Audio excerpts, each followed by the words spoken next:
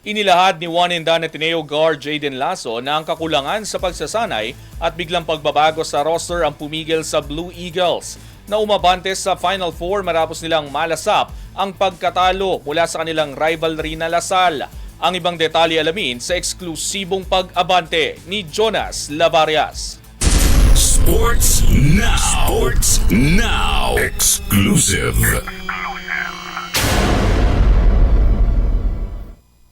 Inamin ni Ateneo Blue Eagles guard Jaden Lasso na huli na nang nabuo ang chemistry ng koponan na naging dahilan sa pagkabigo nilang makaabot sa Final Four matapos matalo sa De La Salle University Green Archers sa score na 78-72 sa kanilang season-ending match sa UAAP Season 88.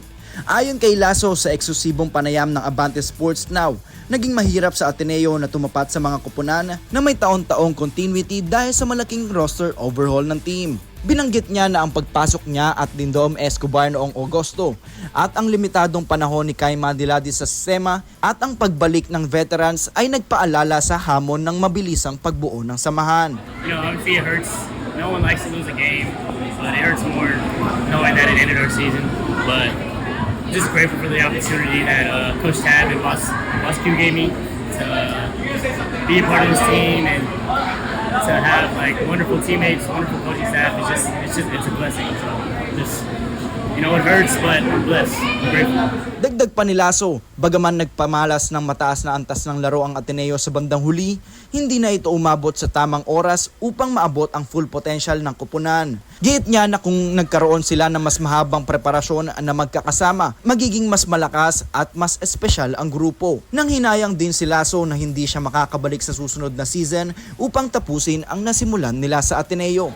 I think, you know, going up against these teams that are years of experience, years of building chemistry, you know, it's tough. And with the talent that they have as well. And, you know, with the additions of Mia Dom in August and, you know, Kai for a year, Divine as well, along with the guys coming back last year, we had to build that chemistry. And it was tough building the chemistry, but I think, you know, we were getting better as the season went on. It just sucks that we didn't have more time together, and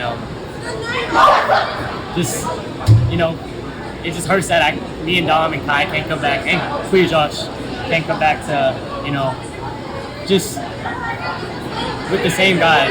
It sucks because if we had more time, I think this team would be special. Sa kabila ng masakit na pagtatapos, iginiit ni Lasso na ang paglalaro sa harap ng malalaking Filipino crowds ay isa sa pinakamatinding karanasan ng kanyang basketball career. Ayon sa kanya, bilang naglaro mula sa Division II program sa Los Angeles, ang antas ng atmosphere at suporta ng UAAP fans ay maihahambing sa dream stage para sa maraming atleta.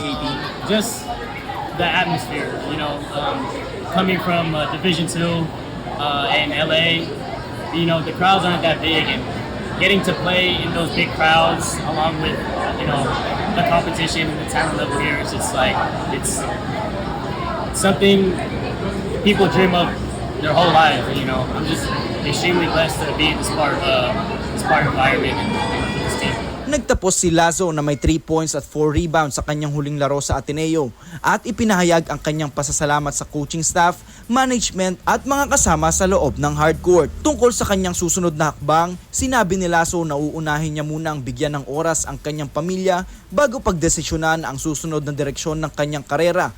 Ngunit nananatili ang kanyang hangaring ipagpatuloy ang paglalaro ng basketball. You know, haven't given it much thought. I want to go home and spend Christmas with my family and talk about it over there, but I definitely want to continue playing basketball. It's something I'm looking forward to, whatever that is. But, you know, first I just want to go home and be with my family. Ako, si Jonas Lavarias, Abante Sports, now na.